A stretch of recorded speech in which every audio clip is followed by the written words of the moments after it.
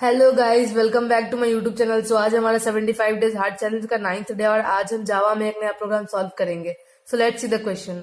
Right a program in Java to print the string in the following way. So question में हमको बोला गया है कि हमें जावा में एक प्रोग्राम लिखना है जिससे हम एक स्ट्रिंग के कैरेक्टर्स को ऐसे अलग अलग लाइन में प्रिंट कर सके।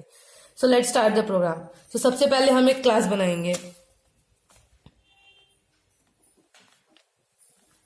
सो यहाँ पे हमने एक प्रिंट नाम का क्लास बना लिया है। अब हम वेरिएबल्स डिक्लेयर करेंगे। सबसे पहले हम एक स्ट्रिंग का वेरिएबल बनाएंगे, स्ट्रिंग एस नाम पे, जिसके अंदर हम इस ब्लूजे को इनपुट ले लेते हैं। ओके, इसे हम डबल इन्वर्टेड कॉमा के अंदर रखेंगे क्योंकि ये स्ट्रिंग डेटा टाइप है। ठीक है, ये हो गया। अब एक इंट डेटा टाइप का दो वेरिएबल डिक्लेयर करते हैं। पहला आई जो कि एक लूप वेरिएबल है, दूसरा एल जिसके अंदर हम स्ट्रिंग का लेंथ स्टोर करेंगे। और अब हम एक कैर डेटा टाइप का वेरिएबल बना लेते हैं, कैर सी नाम के, जिसके अंदर हम इस स्ट्रिंग के अलग अलग कैरेक्टर्स को स्टोर करवाएंगे। ठीक है, सो अब हम इस एल के अंदर इस स्ट्रिंग का लेंथ स्टोर करवा देते हैं। आई होप आपको वो मेथड याद होगा, स्ट्रिंग डॉट लेंथ, जिससे हम एक स्ट्रिंग का लेंथ पता करते हैं। Okay, so let's use that method, s dot length. So इससे हमें इस स्ट्रिंग का लेंथ पता चल गया। अब हम अपना फॉर लूप शुरू करते हैं। फॉर सबसे पहले आई को इनिशियलाइज करेंगे हम 0। ठीक है, आई इज लेस देन होगा हमारा एल यानी लेंथ ऑफ द स्ट्रिंग। फिर आई को हम इंक्रीमेंट कर देते हैं, आई प्लस प्लस, ये हो गया।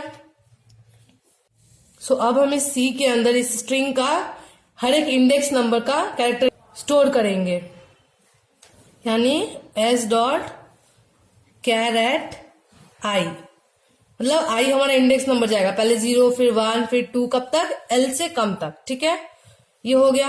अब हम इस कैरेक्टर को ही प्रिंट कर देते हैं। यहाँ पे देखो हर एक कैरेक्टर को अलग अलग लाइन में प्रिंट किया गया है, तो हम भी ये जो कैरेक्टर है जिसके अंदर स्टोर हुआ है एस का कैरेक्टर, उसे हम अलग अलग लाइन में प्रिंट करेंगे, यानी प्रिंट लाइन लिख के प्रिंट कर देते हैं सिंपली।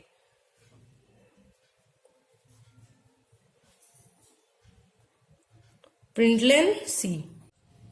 अगर आप चाहो तो यहाँ फॉर लूप शुरू करने से पहले भी एक स्टेटमेंट लिख सकते हो कि जो पैटर्न है या फिर जो हमारा आउटपुट है उसके बाद ये आएगा। ओके, सो यहाँ पे हमारा जो लूप है वो खत्म हुआ और इसी के साथ हमारा प्रोग्राम भी हुआ खत्म।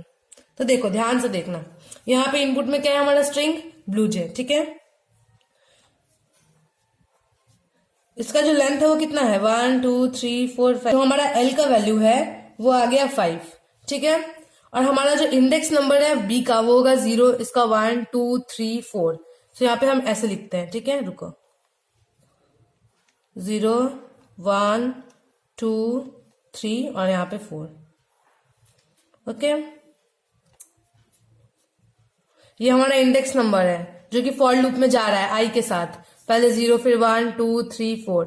यहाँ पे है बी एल यू ई जे। ठीक है, सो यहाँ पे अब आपको समझ में आ गया होगा क्योंकि हमने I is less than L क्यों किया है, क्योंकि 4 एल से छोटा है, राइट, 5 से छोटा होना चाहिए। 4 हमारा लास्ट इंडेक्स नंबर है। अच्छा, अब देखो सबसे पहले यहाँ फॉर लूप में आई की वैल्यू है 0। ठीक है, I is less than L यानी 5, जो कंडीशन है वो पहले चेक हुआ, कंडीशन ट्रू है तो ये लूप के अंदर गया।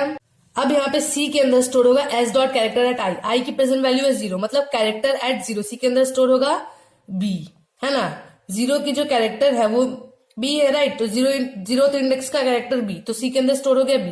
यहाँ प्रिंट कर देगा बी को, बी प्रिंट हो गया। प्रिंट लेन है इसलिए अब आउटपुट हमारा नेक्स्ट लाइन से आएगा। फिर यहाँ पे आई का वैल्यू बढ़ के हो गया इस बार 1। आई का वैल्यू पहले था 0, इस बार हो गया 1। आई प्लस प्लस है क्योंकि 1 होने के बाद यहाँ पे फिर से कंडीशन जो है वो चेक होगा, I is less than L है या नहीं, आई इज लेस देन 5 है यानी जो कंडीशन अभी भी ट्रू है, तो फिर से यहाँ पे जाएगा और यहाँ पे सी के अंदर फिर क्या स्टोर होगा, c is equal to s dot character at i. I का प्रेजेंट वैल्यू है 1, मतलब कैरेक्टर एट 1 इंडेक्स का जो कैरेक्टर है वो स्टोर होगा सी के अंदर, यानी एल। फिर प्रिंट हो जाएगा सी, यानी नेक्स्ट लाइन में एल प्रिंट हो गया। ठीक है, फिर से यहाँ पे आई का वैल्यू बढ़ा, इस बार बढ़ के हो गया 2। फिर से जो कंडीशन है वो चेक हुआ, कंडीशन अभी भी ट्रू है, तो फिर से सी के अंदर क्या स्टोर होगा, S dot character at i. I का प्रेजेंट वैल्यू है 2, यानी सेकंड इंडेक्स का कैरेक्टर यानी यू स्टोर हो गया सी के अंदर, और फिर से वही सी यहाँ पे प्रिंट हो गया। सो फिर से यहाँ पे आई का वैल्यू बढ़ा, इस बार बढ़ के हो गया 3 होने के बाद जो कंडीशन है वो फिर चेक हुआ, आई इज लेस देन 5 है, जो कंडीशन अभी भी ट्रू है, सो ये फिर से लूप के अंदर जाएगा और यहाँ पे सी के अंदर इस बार क्या स्टोर होगा, एस डॉट कैरेट आई, आई की प्रेजेंट वैल्यू है 3 यानी थर्ड इंडेक्स का कैरेक्टर यानी ई स्टोर होगा आप सी के अंदर और फिर से वही सी प्रिंट हो जाएगा यानी इस बार प्रिंट हो गया ई। ठीक है, फिर से यहाँ पे आई का वैल्यू बढ़ा, इस बार बढ़ के हो गया 4। फिर से चेक हुआ कंडीशन, जो कंडीशन है वो ट्रू है, 4 इज लेस देन 5 है, जो कंडीशन ट्रू है, तो फिर से ये लूप के अंदर गया और यहाँ पे सी के अंदर इस बार क्या स्टोर होगा, एस डॉट कैरेट आई, आई की प्रेजेंट वैल्यू है 4, तो इस बार सी के अंदर स्टोर हुआ फोर्थ इंडेक्स का कैरेक्टर यानी जे और वही सी फिर से प्रिंट हो गया यानी जे प्रिंट हो गया।